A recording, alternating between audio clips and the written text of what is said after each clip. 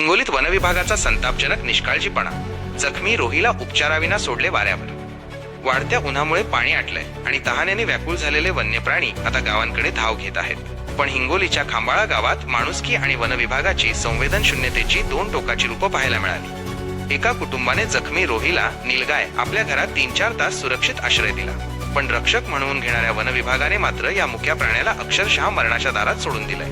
नेमकं काय घडलंय खांबाळा गावात, पाहुयात हा स्पेशल रिपोर्ट. हिंगोलीच्या खांबाळा गावातील कैलास गवळी यांच्या घरात अचानक हा राबता झाला तो एका अवाढव्य रोहीचा.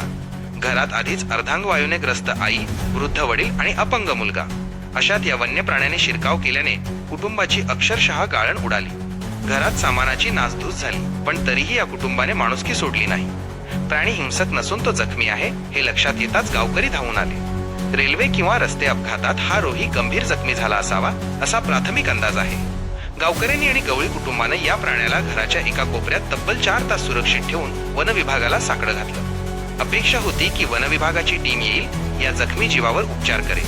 पण घडलं भलतंच. वनविभागाचा एकही जबाबदार अधिकारी घटनास्थळी फिरकला नाही.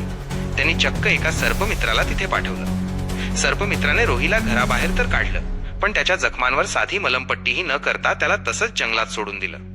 जेव्हा गावकऱ्यांनी विचारणा केली तेव्हा वनविभागाच्या कर्मचाऱ्यांनी काय करायचे ते करा असं उद्धट उत्तर देऊन जबाबदारी झटकली.